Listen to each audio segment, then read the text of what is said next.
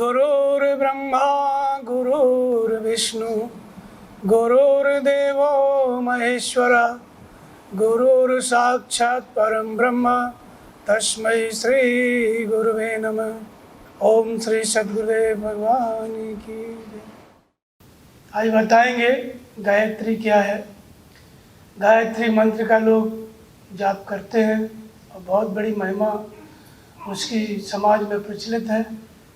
गायत्री के लिए गायत्री परिवार करके एक संस्था भी बनी है और 1990 में उस संस्था का बहुत बोलबाला था। गांव-गांव में जा कर के वो लोग यज्ञ कराते थे, संकल्प लेते थे और सबको एक ही करते थे, शूद्रों को जनेऊ पहनाते थे। ये सब गायत्री परिवार नाम की जो संस्था थी, डॉक्टर श्री राम शर्मा आचार्य उसके संपादक थे और बहुत दिन तक वो अच्छे कार्य कर रही थी। कुछ दिन से इतना ज़्यादा नहीं है। और कहते हैं गायत्री वेदों की माता है, गायत्री ब्राह्मणों की माता है। इस तरह से लोगों में धारणा प्रचलित है समाज में। इसकी उत्पत्ति कैसे हुई? और बीच में तो ऐसी अफवाह उड़ी, वैज्ञानिक लोग कहते थे इंग्लैंड के गायत्री मंत्र का जप कर लो, 60,000 कितना मंत्र परमाणु बम का असर नहीं होगा। ऐसी ऐसी अफवाहें भी बीच में सुनने को मिलती थी, ताकि भारत के लोग शोध करना बंद करके गायत्री मंत्र का ही जप करें। ये केवल चाल रहती है लोगों की भ्रमित करने की। अब गायत्री मंत्र हो या कोई भी मंत्र हो, उसका संबंध अध्यात्म से है, शरीर से नहीं है। शरीर तो कोई भी हो, भगवान भी शरीर धारण करता है तो उसको उसके शरीर पे भी असर होता है। रोग बीमारी, बाहर का कोई भी प्रभाव। अभी कोरोना चला है, सभी संत महात्मा अपने अपने आश्रम में, कोई मतलब नहीं है, बाहर किसी से नहीं मिल सकते। तो इसलिए ये इस तरह की भ्रांतियाँ फैला देते हैं लोग कि गायत्री मंत्र जप करो तो इसका परमाणु बम का प्रभाव नहीं पड़ेगा, महामृत्युंजय जप करो तो मृत्यु का प्रभाव नहीं पड़ेगा। सब ऐसे ही धारणा है समाज की। समाज में कुछ भी चल जाता है जब तक हम धर्म को नहीं जानते, धर्म शास्त्र को नहीं जानते। कोई भी मंत्र, कोई भी किसी प्रकार का शास्त्रों का कोई भी वाक्य एक संप्रदाय का रूप ले लेता है। जब तक हम गीता को सही ढंग से नहीं समझ पाते या महापुरुष हमको नहीं समझा पाते, समाज में मार्गदर्शक महापुरुष जब नहीं रहते और लोग अपने अपने मन से अपने अपने शास्त्र बना लेते हैं, संप्रदाय बना लेते हैं, तो इस तरह की भ्रांतियाँ फैल जाती हैं। स्वाभाविक है। उन्हीं में से एक प्रकार का ये जो गायत्री मंत्र के नाम पे भ्रांति फैली है, ये भी उन्हीं में से एक भ्रांति है। तो अब हम सबसे पहले देखेंगे कि इसकी उत्पत्ति कहाँ से है, ये गायत्री मंत्र आया कहाँ से। तो इसमें एक कथा आती है कि एक विश्वरथ नाम के नरेश थे, बाद में वही विश्वामित्र हो गई। विश्वरथ नाम के नरेश थे, उनका भी सपना था कि चक्रवर्ती सम्राट बने, जहाँ तहाँ विजय करते हुए। एक बार जंगल में उन्होंने वशिष्ठ मुनि के आश्रम में प्रवेश किया। वशिष्ठ मुनि के आश्रम में जब प्रवेश किया तो वहाँ की व्यवस्था देखे तो उनके राजधानी में, राजभवन में व्यवस्था थी, उससे भी अच्छी व्यवस्था वशिष्ठ ऋषि के आश्रम की। और उस व्यवस्था को देख के बहुत आश्चर्यचकित हुए विश्वरथ। और उन्होंने पूछा वशिष्ठ मुनि से कि इतनी सुंदर व्यवस्था इस घोर जंगल में कैसे हुई। तो वशिष्ठ मुनि ने कहा कि ये जो नंदिनी है, कामधेनु की पुत्री थी, नंदिनी गाय थी, बोले इस नंदिनी की कृपा से ये सारी व्यवस्था हुई है और जितने भी आश्रम के अनुष्ठान इत्यादि यज्ञ सब कार्य संपन्न होते हैं, उसके लिए जो भी खर्च आता है सब इस नंदिनी की देन है। तब विश्वरथ ने कहा कि ये नंदिनी इतनी प्रभावकारी है, सिर्फ इसके रहने से इतनी बड़ी हमारी सेना थी, सबकी व्यवस्था हो गई भोजन की, और सुंदर से सुंदर भोजन की व्यवस्था हो गई, इतना प्रभाव इसका है। तो ये ऋषियों के आश्रम में नंदिनी क्या कर रही है, इसको तो राजाओं का रत्न होना चाहिए, इसको हमारे पास होना चाहिए। वशिष्ठ मुनि से विश्वरत्न नाम के राजा ने कहा कि नंदिनी को हमको दे दीजिए। तो वशिष्ठ मुनि ने कहा कि इसी के ऊपर हमारी पूरी व्यवस्था है, आश्रम चलता है, आप इतनी बड़ी सेना लेके यहाँ पे आए, नंदिनी नहीं होती तो कैसे हम व्यवस्था करते? तो हमारे तो आश्रम की व्यवस्था ही यही है, इसको हम नहीं दे सकते। फिर हट किया विश्वरत्न ने, फिर भी वे वशिष्ठ मुनि ने मना किया, नहीं दिए। फिर उन्होंने अपनी सेना को लेकर आक्रमण कर दिया, नंदिनी को पकड़ के उनकी जो सेना थी वो सब जबरदस्ती ले जाने लगे। तो जो नंदिनी गाय थी उसके अंदर से सेना निकलने लगी।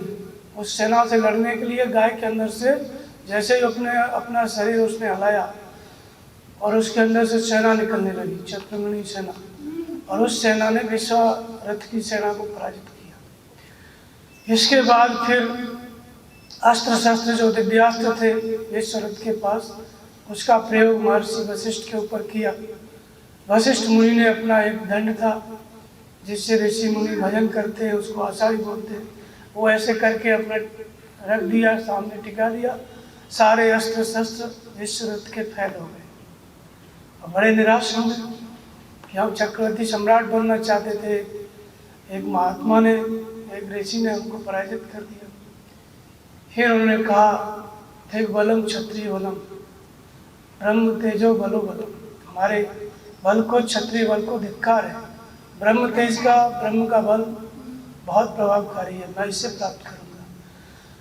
पराजित होकर चल दिए। इसके बाद तपस्या करने लगे। अब तपस्या करने लगे तब उनका नाम विश्वामित्र पड़ा, साधु हो गए।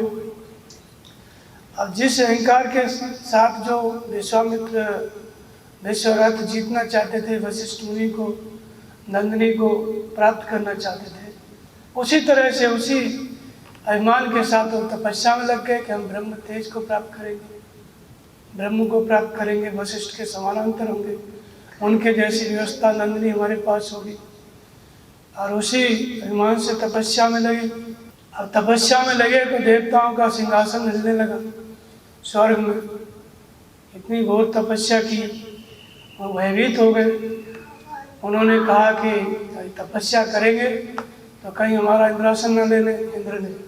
फिर सब देवताओं ने मिलकर विचार किया और फिर उनके पास एक मेनका नाम की अप्सरा थी, उसको भेज दी।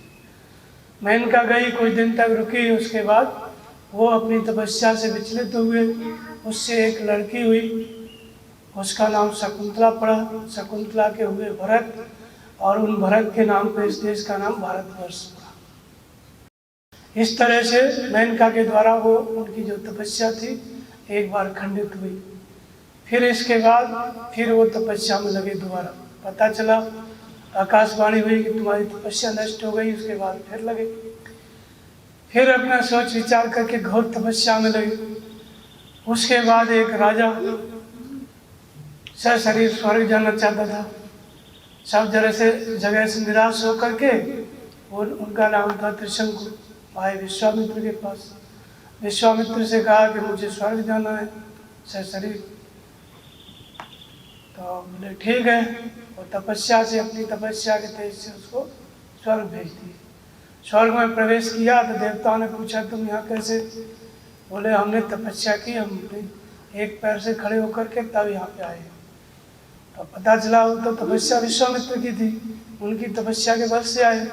अपना बोलने लगे। इसके बाद फिर देवताओं ने उधर से उल्टा वापस कर दिया, वो अपना सिर के बल चले आए नीचे। इधर विश्वामित्र को पता चला कि त्रिशंकु को स्वर्ग से नीचे ढकेल दिया, तो उन्होंने अपना फिर तपस्या का बल लगाया और बीच में उसको रोक दिए, उल्टा लटका है त्रिशंकु। और उसके बाद फिर नए स्वर्ग का निर्माण करने लगे। तो ब्रह्मा जी ने कहा कि मैंने ही इतने जीव पैदा कर दिए, उनकी व्यवस्था नहीं हो पा रही है, तू नई सृष्टि बनाएगा तो इनकी व्यवस्था कहाँ से करेगा? यही सब दुख भोग रहे हैं। तो किसी तरह से फिर वो स्वर्ग की रचना बंद किए। वहाँ पे भी भगवान ने आकाशवाणी दी कि ये त्रिशंकु को स्वर्ग भेजने में, स्वर्ग बनाने में, ये भी सब तपस्या तुम्हारी नष्ट हो गई जो की। इसके बाद फिर तपस्या में लगे तीसरी बार। जब तीसरी बार लगे बहुत सोच विचार के, तो उसी बीच में राजा अम्बरीश थे, उन्होंने यज्ञ किया।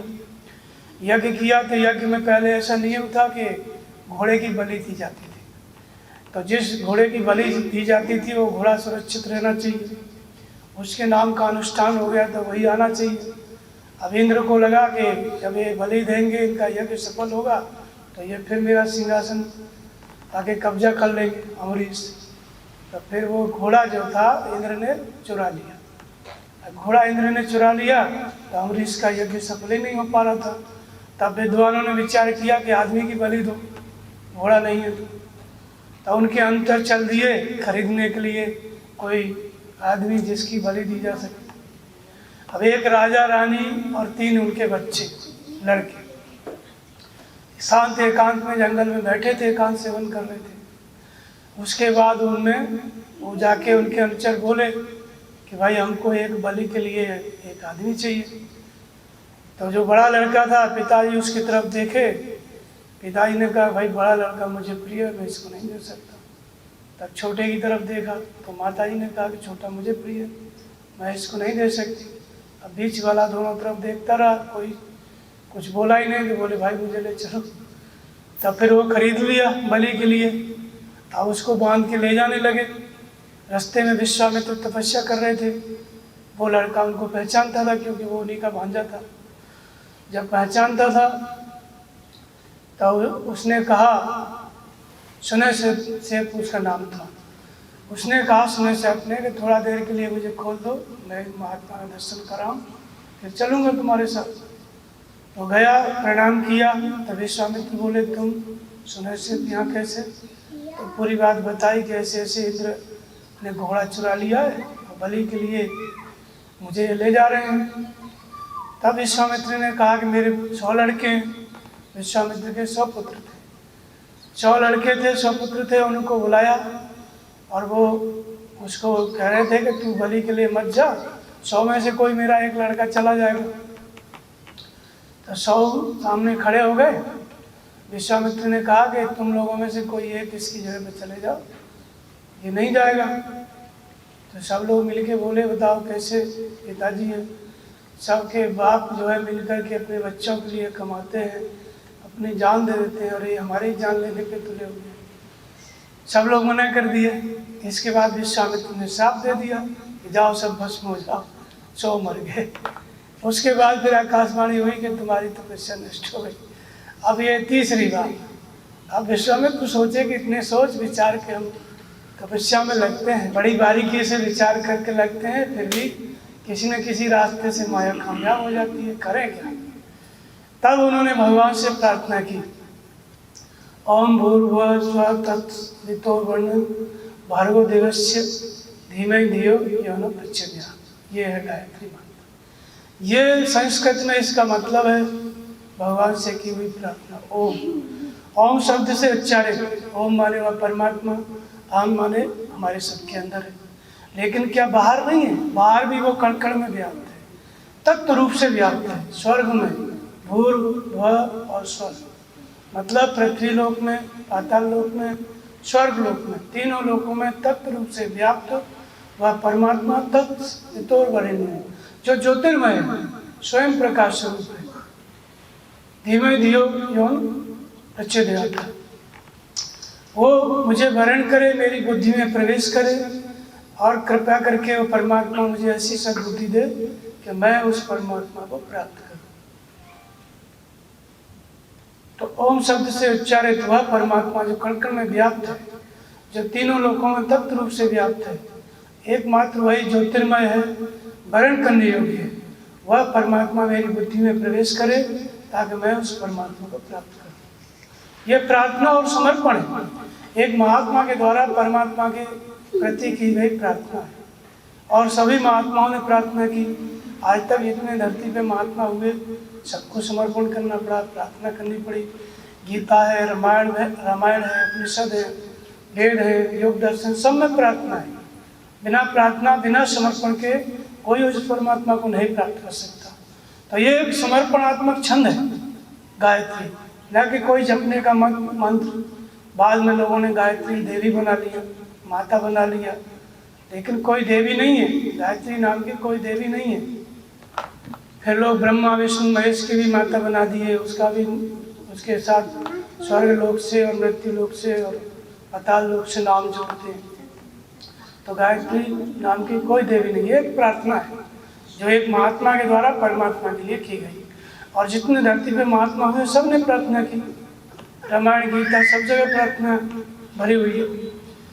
फिर वो विश्वामित्र फिर जब समर्पण कर दिए परमात्मा के प्रति, फिर साधना में लगे, फिर समर्पण के साथ लगे, तब फिर सफल हुए। ब्रह्मा जी आए, देवताओं के सहित स्तुति किए और कहे कि तुम राजर्षि हुए, तपस्या बंद करो।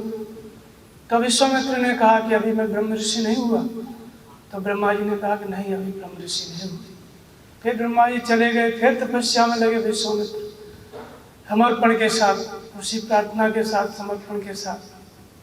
जब तपस्या किए तो फिर ब्रह्मा जी आए सब देवताओं के साथ। और जब फिर ब्रह्मा जी आए तो फिर कहा कि अब तुम जितेंद्रिय ब्रह्म ऋषि हुए। तब विश्वामित्र ने कहा कि जब मैं ब्रह्म ऋषि हुआ तो मैं ब्राह्मण हो गया, वेद मेरा वर्ण करें, वशिष्ठ आकर के मुझे गले मिले, आशीर्वाद दें, मुझे बताएं। तो जब ब्रह्म ऋषि हो गए तो जो वेद थे वे विश्वामित्र का वर्ण कर लिए। तो वेद कोई पुस्तक नहीं है, पुस्तक भी वेद नाम की है, वो भी उसका आंशिक रूप है।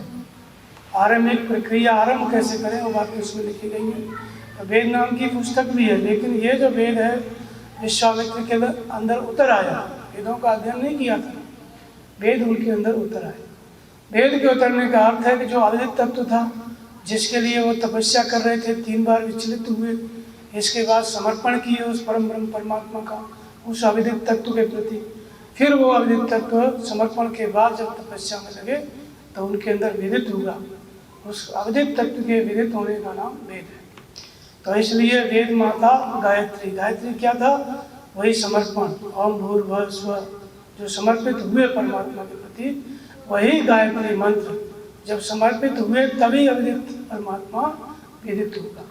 पहले 3 बार विचलित हुए तब विदित नहीं हुआ, समर्पित हो गए तब अविदित तत्व विदित हुआ। इसलिए वेदों की माता गायत्री, अर्थात गायत्री वो जो समर्पण था, उस समर्पण से, एक परमात्मा के प्रति समर्पण से वो अविदित तत्व विदित हो गया, इसलिए वेद माता गायत्री। फिर ब्रह्म को जान लिया तो ब्राह्मण हो गए। तो जब ब्रह्म को जाना तब ब्राह्मण हुए। तब ब्राह्मण की जननी गायत्री। तो गायत्री माने वही समर्पण, ओम भूर्भुवः स्वः तत्सवितुर्वरेण्यं भर्गो देवस्य धीमहि धियो यो न प्रचोदयात्। अर्थात तत्व रूप से व्याप्त हुआ परमात्मा जो ओम के नाम से उच्चारित है, जो प्रत्येक मनुष्य के अंदर रहता है, जो कण कण में व्याप्त है, तीनों लोकों में तत्व रूप से व्याप्त है, एकमात्र वही वर्ण करने योग्य है, ज्योतिर्मय स्वरूप है, वो मेरी बुद्धि में प्रवेश करे, मुझे वह क्षमता दे कि मैं उसको प्राप्त करूं। ये संस्कृत में है और हिंदी में भी आप बोल सकते हैं कि हे भगवान हमारे ऊपर ऐसी कृपा करो कि हम आपको प्राप्त करें, ये भी गायत्री। तो गायत्री हर भाषा में, जिस भाषा में जो महात्मा जहाँ पे हुए और उन महात्माओं ने परमात्मा के प्रति समर्पण किया, उनका समर्पण करने का वो भाव, वो विचार, वो सब गायत्री।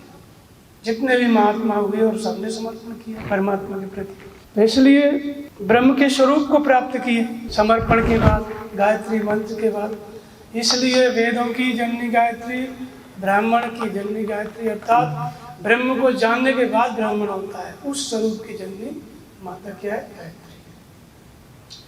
इस तरह से एक समर्पणात्मक छंद है और इसी से यही समर्पण रामायण में, गीता में, सब जगह है, प्रत्येक महात्मा ने किया। जैसे सीता जी को सफलता मिली समर्पण करने के बाद, धनुष यज्ञ आप देखेंगे, धनुष यज्ञ में जब सीता जी रंगभूमि में आई, भगवान राम को देखा तो इतना कोमल शरीर फूल की तरह और इधर कठोर धनुष। तो सीता जी प्रार्थना करने लगी देवताओं से, धननायक वरदायक देवा आज लगी कीने तुम से, हे गणपति वरदान देने वाले, आज तक तेरी सेवा की, प्रसन्न हो जाओ कि धनुष को हल्का करो। हो प्रसन्न महेश भवानी शंकर जी से, पार्वती से प्रार्थना करने लगी सीता जी के धनुष हल्का हो जाए जब राम जी तोड़ने के लिए आए तब, पहले नहीं हल्का होना चाहिए।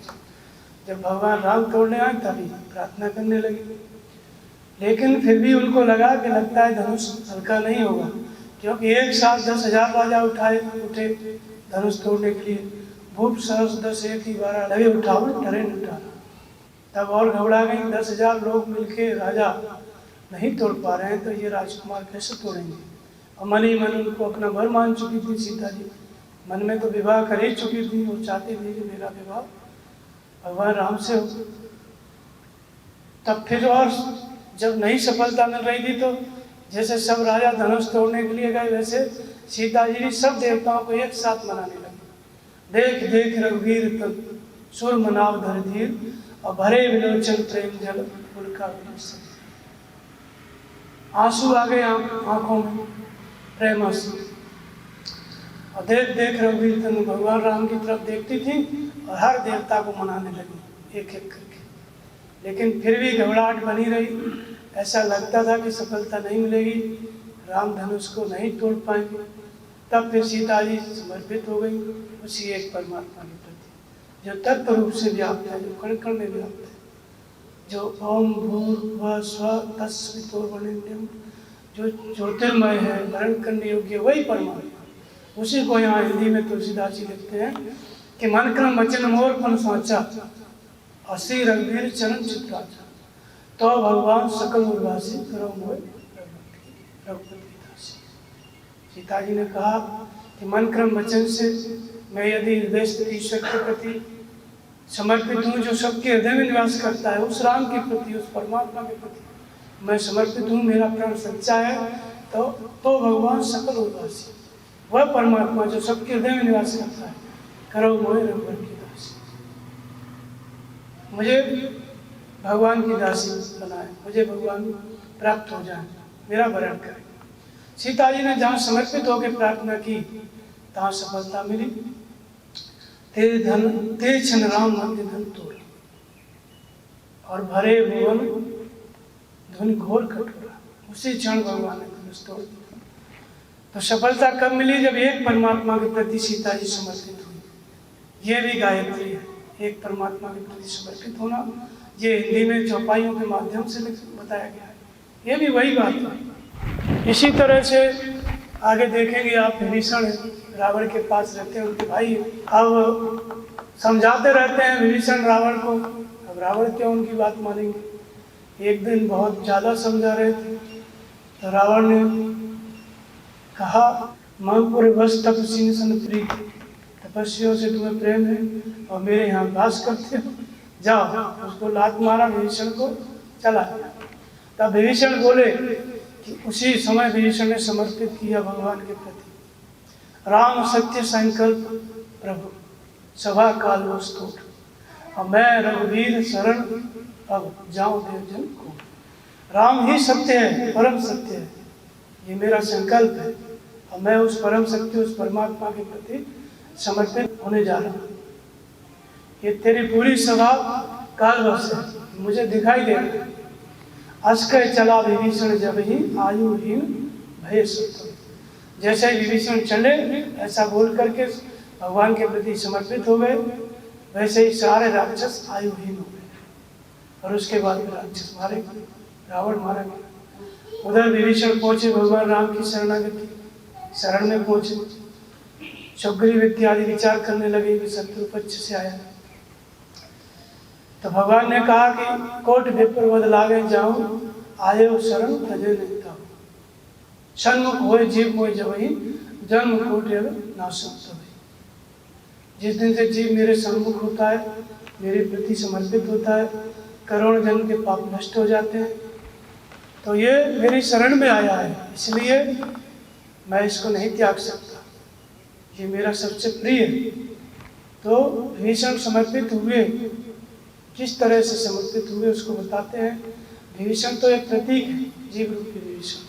हमको समर्पित कैसे होना है भगवान के प्रति? तो उसमें बता रहे हैं तुलसीदास जी कि जननी जनक बंधु सुत दारा, तनु धन भुवन हृदय परिवार, सबकी ममता ताक बटोरी, मम पद मने बांध बटोरी, अस सज्जन मम उर्वैस कैसे, अलोभी हृदय बसे धन जैसे। जननी माने माता, जनक माने पिता, बंधु बांधव, सुत माने लड़का, दारा माने पत्नी। इन सब में जो ममत्व है, जो लगाव है, वहाँ से सबसे अपने मन को, उस लगाव को खींचो और उसकी रस्सी बनाओ। उस रस्सी को किसके चरणों में बांधना है? मम पद मने। उस मन को समर्पित कर दो किसके चरणों में? भगवान के चरणों। बांध बटोरी, प्रेम की डोरी से, स्नेह की डोरी से मन को बांध दो भगवान के चरणों में। इस तरह से समर्पित होना है। जब इस तरह से विभीषण समर्पित हुए प्रत्येक व्यक्ति को होना है, तो भगवान कहते हैं कि आज सज्जन मम उर्वस कैसे, और लोभी हृदय बसे धन जैसे। ऐसे सज्जन के अंदर मैं निवास नहीं करता हूँ, मैं तो करता ही हूँ, लेकिन वो मेरे हृदय में निवास करता है। ऐसा समर्पण हो गया। इसी तरह का समर्पण विश्वामित्र जी ने किया गायत्री मंत्र से, तब वो भगवान के अंदर बस गए, भगवान ने पार कर दिया। यही समर्पण विभीषण ने किया। और फिर विभीषण को क्या मिला? विभीषण को लंका का राज्य मिल गया, सब कुछ मिल गया। जो कुछ रावण को प्राप्त था, रावण के पास जो कुछ भी था, वो सब विभीषण का हो गया। तो समर्पण सबसे प्रमुख है भगवत पद में, परमात्मा की प्राप्ति में। कोई भी महात्मा, साधक, भक्त प्रयास कर रहा है, तब बिना समर्पण के, बिना प्रार्थना के वो भगवान को नहीं प्राप्त कर सकता। माया से असरत नहीं जाई जीत हो सके अजय रहे। परमात्मा को कोई अपने बल से प्राप्त नहीं कर सकता। विश्वामित्र का क्या था? पहले जब तपस्या में लगे तो वो जैसे नंदिनी को प्राप्त करना चाहते थे वशिष्ठ को जीत करके, वैसे ही वो ब्रह्म को प्राप्त करना चाहते थे अपने बल से, बुद्धि के बल से। तो इसलिए भगवान को जब प्राप्त करना होता है किसी को भी, तो समर्पित होकर के। तो प्रार्थना तो बहुत से महात्माओं ने की, रामायण गीता सब जगह प्रार्थना भरी पड़ी, लेकिन विश्वामित्र की प्रार्थना इतनी प्रसिद्ध क्यों हुई, इतनी प्रसिद्धि क्यों मिली? गायत्री मंत्र, गायत्री माता अलग से उसका स्थान बन गया समाज में। तो उसका कारण यही है कि उनके जीवन में घटनाएं भी घटी। सभी महात्माओं के जीवन में इतने विचलित होने का क्रम नहीं है। विश्वामित्र के जीवन में 3 बार घटना घटी, और उनके अंदर जिस अभिमान से वो वशिष्ठ को जीतना चाहते थे, नंदिनी को पाना चाहते थे, उसी अभिमान से भगवान को प्राप्त करना चाहते थे। इसलिए 3 बार विचलित हुए, तो वो इतिहास बन गया। और जब उन्होंने प्रार्थना किया तो उसका वो प्रार्थना प्रसिद्ध हो गई। वो एक मंत्र के रूप में सब लोग उसको जपने लगे। गायत्री मंत्र जाप करो, पापों से मुक्ति मिलेगी। ये निश्चित बात सही है, गायत्री मंत्र से पापों से मुक्ति मिलेगी, जीवन और मृत्यु से मुक्ति मिलेगी। लेकिन वो केवल मंत्र जपने से नहीं, जो जप रहे हैं ओम भूर्भुवः स्वः, उससे नहीं, समर्पित होने के बाद फिर परमात्मा का भजन करना है, संयम के साथ नाम जपना है। सिर्फ प्रार्थना करने से पार नहीं होगा व्यक्ति, वो तो एक समर्पण है। समर्पण उन्होंने किया संस्कृत में बोल करके। जैसे आपको समर्पण करना है तो हिंदी में बोलोगे। जब सफलता नहीं मिलेगी, ध्यान नहीं लग रहा है, भजन में मन नहीं लग रहा है, तो प्रार्थना नहीं करते हैं कि भगवान हमारा मन लग जाए। तो आपको जब प्रार्थना करना है तो हिंदी में आपको करनी लगेगी कि हे परमात्मा ऐसी कृपा करो कि मेरा मन लग जाए भजन में, मैं आपको प्राप्त करूं। तो रोज रोज या 1-2 घंटे लगातार आदमी यही जपता रहे, हे तत्व रूप से व्याप्त परमात्मा ऐसी कृपा करो, मेरी बुद्धि में प्रवेश करो कि मैं आपको प्राप्त करूं। ऐसा जपने से वो परमात्मा प्राप्त नहीं होगा। जपने का नाम ओम है, और उसके लिए मन को एकाग्र करना पड़ेगा। प्रार्थना 1-2 बार की जाती है, 24 घंटे वही प्रार्थना वाला मंत्र नहीं जप सकते। तो प्रार्थना के साथ, समर्पण के साथ, संयम के साथ भजन करना पड़ेगा, नाम जप में लगना पड़ेगा। तो इसलिए समर्पण के साथ तपस्या में, भजन में लगना है, मन को एकाग्र करना है, ना कि केवल इसी मंत्र को जपते रहो और मुक्ति मिल जाएगी, सिद्धि मिल जाएगी, या आप पापों से छूट जाओगे, ऐसी बात नहीं है। इसी तरह से गीता में भी आती है। गीता में भी भगवान कृष्ण और अर्जुन का संवाद है। उसमें भी अंत में भगवान कृष्ण ने कहा कि अर्जुन सर्वधर्मान परित्याज्यम मामेकम शरणं व्रज। सारे धर्मों की चिंता छोड़, मैं किस स्तर का हूँ, ब्राह्मण हो, क्षत्रिय हो, वैश्य हो, सब चिंता छोड़, केवल मेरे प्रति समर्पित हो जा। तो सर्वधर्मान परित्याज्यम मामेकम शरणं व्रज अहम त्वां सर्व पापेभ्यो मोक्षयिष्यामि मा शुचि। मैं तुझे संपूर्ण पापों से मुक्त कर दूंगा। ये भी गायत्री भगवान ने कहा समर्पित हो जाओ, अर्जुन समर्पित हो गया। अध्याय 2 में ही अर्जुन ने समर्पण किया। कार्पण्य 205 स्वभाव प्रच्छाम त्वं धर्म सम्पूर्ण चेता जिससे निश्चितम रूपतन्मे शिष्यस्ते हम साधु माम कि भगवान मैं आपका शिष्य हूँ, कृपा करके आप मुझे वो उपदेश करिए कि मैं परम कल्याण को प्राप्त हो जाऊँ। उपदेश करके छोड़िए मत, मेरा मार्गदर्शन कीजिए, मैं आपको प्राप्त करूँ, बताते रहिए। तो ये जो प्रार्थना अर्जुन ने किया, भगवान जो बोल रहे हैं कि मेरी शरण हो जा, ये भी गायत्री मंत्र है, ये भी प्रार्थना है। और फिर भगवान एक स्थान पर कहते हैं कि अनन्याश्चिन्तयन्तो मां ये जना पर्युपासते तेषां नित्यभियुक्तानां योगक्षेमं भाव्यम्। जो अनन्य भाव से, अन्य न, मुझे छोड़कर अर्थात एक परमात्मा को छोड़कर अन्य किसी को नहीं मानते और समर्पित होकर के मेरा भजन करते हैं, तो भगवान कहते हैं कि मैं उनका योगक्षेम भजन करता हूँ। मैं योग की अर्थात परमात्मा से मिलने तक की सारी जिम्मेदारी मैं ले लेता हूँ। तो समर्पित होने पर जिम्मेदारी किसकी हो जाती है? भगवान की हो जाती है। समर्पित नहीं है तो जिम्मेदारी किसकी है? अपनी है। इसी आधार पर 2 प्रकार के मार्ग गीता में बताए गए कि एक साधक ऐसे होते हैं ज्ञान मार्गी जो समर्पित नहीं होते हैं, परमात्मा के प्रति अपनी बुद्धि पर भरोसा रहता है, तो अपने बौद्धिक स्तर से वो भजन करते हैं, ध्यान करते हैं, जैसे विश्वामित्र कर रहे थे। तो उनका वो सफल हो भी सकते हैं, नहीं भी हो सकते। रामायण में कहा गया कि ते पाए सुर दुर्लभ पदाधिक परत हम देखत हरि, ज्ञान का पंथ कृपान की धारा परत कभी लागे। तो यह कृपान की धार है, अर्थात अपनी बुद्धि से आप परमात्मा को प्राप्त करने के लिए चलोगे तो सफल हो भी सकते हो, नहीं भी हो सकते। ऐसे उदाहरण कई हैं। और जब अपने आप को परमात्मा के प्रति समर्पित कर दोगे, जैसे विश्वामित्र ने किया, भगवान में की गोद में फेंक दोगे, तो फिर भगवान सब कुछ देखेंगे, संभालेंगे, जैसे विश्वामित्र को संभाले। और एक उदाहरण आता है देवर्षि नारद का, उनका समर्पण भी गायत्री है। उनका ध्यान समाधि की स्थिति आ गई और इसके बाद उनके मन में जब राजकुमारी को देखा, श्रीनिधि की कन्या को, तो विवाह करने का विचार हुआ। तो सोचे कि सबसे सुंदर शरीर भगवान का है, उनसे उनका स्वरूप मांगे, वो भगवान दे दिए, बंदर का स्वरूप। वहाँ सभा में गए तो राजकुमारी देख के बिगड़ गई कि ये बंदर कहाँ से आ गए पवित्र स्वभाव। और भगवान भी गए थे उसी में, वो उनको जयमाला डाली, भगवान के भी चले गए। अब नारद जी क्रोधित हो गए, होठ फेंकने लगा कि अब जइयो श्राप के मरियो जाई, जगत मोर उपहास कराई। पहले ही बता देते थे जब नहीं विवाह कराना था तो हंसी क्यों कराई, जाके श्राप दूंगा। अब गए और भगवान को श्राप देने लगे कि जिस स्त्री के लिए हम परेशान हैं तुम भी उसी स्त्री के लिए परेशान हो गए। फिर उसके बाद बंदर तुम्हारी सहायता करेंगे, मुझे बंदर का स्वरूप भी आपने दिया। फिर कहा आपको मनुष्य शरीर धारण करना पड़ेगा। तो श्राप दे रहे थे और वे सब श्राप प्रदान होते जा रहे थे। भगवान को कहाँ श्राप लगता है। तब नारद जी सोचे गलती हो रही है। उसके बाद फिर भगवान से जब होश आया तब हरि माया दूर निवारी और नहीं था रमा न राजकुमारी। वो तो सब माया थी, न राजकुमारी थी न कुछ था। भगवान ने माया हटाई, तुरंत नारद जी होश आया। तो तब फिर भगवान की शरण में चरणों में गिर गए। फिर कहा भगवान जो कुछ मैंने बोला मैं दुर्वचन कहे और तेरे, मुझे क्षमा करें, वो सब व्यर्थ हो जाए।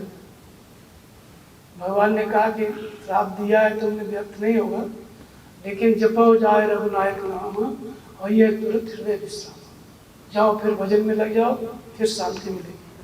फिर भजन में लगे, फिर भगवान की प्राप्ति हुई। तो ये जो प्रार्थना है, समर्पण है एक प्रकार का, जो महर्षि विश्वामित्र ने भगवान के प्रति किया। और हर महात्मा को करना पड़ता है, प्रत्येक भक्त को करना पड़ता है। आप लोग जब भजन में बैठते हो, मन नहीं लगता है, विचलित होता है, तब फिर आप प्रार्थना करते हो भगवान कैसे मन लगे, किसी तरह ऐसी कृपा करो कि मन रुक जाए। वो सब गायत्री के अंदर आता है, सब गायत्री। तो इस तरह से एक प्रकार का समर्पण है, परमात्मा के प्रति किया हुआ समर्पण महात्मा के द्वारा आज तक जितने महापुरुष हुए सब ने किया। महात्मा बुद्ध तपस्या में रहते, इतनी तपस्या किए कि शरीर एकदम जीर्ण शीर्ण हो गया, और उनको फिर चिंता हुई कि जिस सत्य को पाने के लिए मैंने घर छोड़ा, राजपाट छोड़ा, वो तो अभी मिला नहीं, और तपस्या करते करते शरीर एकदम सूख गया और निराश होकर के एक पेड़ के नीचे लेट गए। अब उन्होंने भोजन छोड़ रखा था, 42 दिन हो गए करीब उपवास किए। तब उनको भगवान ने स्वप्न अनुभव दिया, ध्यान में दृश्य आया कि एक कन्या खीर, पहले तो यह दृश्य आया कि जो वीणा होती है उसका तार जब सही कसा रहता है तो उसके स्वर मधुर निकलते हैं। तो भगवान ने उस वाद्य मंडली को उनके अनुभव में स्वप्न में बताया। वो तो अपना ऐसे ही लेटे हुए थे, वाद्य मंडली बैठी हुई है, और फिर उसमें आवाज आई कि वीणा का तार बहुत अधिक कसोगे तो वीणा का तार टूट जाएगा, स्वर नहीं निकलेगा, और ढीला छोड़ दोगे तब भी नहीं निकलेगा, तो जितना उचित है उतना कसो। फिर ये दृश्य आके हट गया। फिर दूसरा दृश्य आया कि वो लड़की है, एक लड़की थी, गरीब की बेटी थी, वो बोले खीर लेके आएगी, उसको खा लेना। बस इतना दृश्य आया, और महात्मा बुद्ध उस अनुभव को देख करके फिर वो भगवान की बात माने, समर्पित हो गए। ये भी गायत्री, जो अपने मन से तपस्या कर रहे थे, पूरा शरीर जीर्ण शीर्ण हो गया था, शक्ति की प्राप्ति नहीं हुई, फिर भगवान ने जब बताया कि ऐसा ऐसा करो, वैसा ही महात्मा बुद्ध ने किया। जब खीर लेके आई वो लड़की, उसके बाद उसकी रात की जब खीर खाए, उसी रात को रात्रि के चौथे पहर सुबह 4 बजे भगवान की प्राप्ति हुई, बुद्धत्व की प्राप्ति हुई। और फिर सुबह इन्होंने कहा कि मैंने उसी अविनाशी पद को प्राप्त किया जिसे मुझसे पहले पूर्व के ऋषियों ने पाया। अविनाशी पद वही था जो पूर्व के ऋषियों ने पाया। बुद्ध से पहले कोई बुद्ध धर्म नहीं था। पूर्व के ऋषि कौन थे? वही विश्वामित्र, वशिष्ठ, नारद, वही सब थे। तो ये समर्पण एक प्रकार का महात्मा बुद्ध का भगवान के प्रति, ये भी गायत्री। जहाँ जहाँ भी महात्माओं ने समर्पण किया, जिस जिस भाषा में किया, और जिस जिस कोने में दुनिया में महात्मा हुए, सबने समर्पण किया। उनकी उस भाषा में भगवान के प्रति की गई प्रार्थना और समर्पण, वो सब का सब गायत्री मंत्र है। तो इसलिए गायत्री कोई देवी अलग से नहीं है जिसकी हम मूर्ति बना के पूजा करने लगे, और जिसका जो है संप्रदाय जैसे अभी बन गया ऐसे हम बनाने लगे हैं, तो एक प्रकार की भ्रांति फैल गई। गायत्री माने समर्पण, मन कर्म वचन से जिस परमात्मा को हमें पाना है, जो हमारे देह में निवास करता है, जो कण कण में व्याप्त है, उस परमात्मा के प्रति हम समर्पित हो जाएं, इस ढंग से समर्पित हो जाएं कि भगवान हमारी बुद्धि से जागृत होकर के हमको मार्गदर्शन करने लगे। जैसे भगवान कृष्ण गीता में कहते हैं कि जो मुझे प्रेम पूर्वक भजते हैं, निरंतर ध्यान में लगे रहते हैं, मैं उनका योगक्षेम करता हूँ, मैं उनकी आत्मा से अभिन्न होकर के खड़ा हो जाता हूँ। तेषामेव अनुकंपार्थ अहम अज्ञान जंतम नाश्यामि आत्मभावस्तो ज्ञान दीपिन भाषुता। मैं आत्मा से अभिन्न होकर के, जागृत होकर के खड़ा हो जाता हूँ, और उनको मार्गदर्शन करते हुए ज्ञान का प्रकाश देता हूँ। ज्ञान का प्रकाश माने मार्गदर्शन करते हुए उनको अपने स्वरूप तक की दूरी तय करता हूँ। तो जिस परमात्मा की हमें चाह है, जब हम उसके प्रति समर्पित हो जाते हैं, तो वह परमात्मा स्वयं ही हमारे हृदय से जागृत होकर के मार्गदर्शन करने लगता है। और जब मार्गदर्शन करने लगता है तो उस ईश्वर के ही मार्गदर्शन चल के हम ईश्वर को जान लेते हैं। फिर जानब तुम्हें हो जाई, और सोई जाने जे देव जनाई। इस तरह से भगवान के मार्गदर्शन चल के भगवान को जानना। लेकिन भगवान मार्गदर्शन कब करते हैं? जब मन कर्म वचन से हम उस परमात्मा के प्रति समर्पित हो जाते हैं, अपने आप को छोड़ देते हैं, उनकी गोद में समर्पित कर देते हैं, जैसे विश्वामित्र ने किया। तब जाकर के वो भगवान हमको संभालते हैं, हमारा योगक्षेम करते हैं। तो ये गायत्री मंत्र एक प्रकार का समर्पणात्मक छंद है, एक महात्मा के द्वारा परमात्मा के प्रति की गई प्रार्थना है। महर्षि विश्वामित्र ने किया, और इसलिए उसका महत्व ज़्यादा हो गया, क्योंकि वो तपस्या में 3 बार विचलित हुए और उसके बाद तब भगवान से प्रार्थना किया, इसलिए महत्व अधिक हो गया। बाकी सभी महात्मा समर्पण करते हैं परमात्मा के प्रति। बोलिए श्री सद्गुरुदेव भगवान की जय।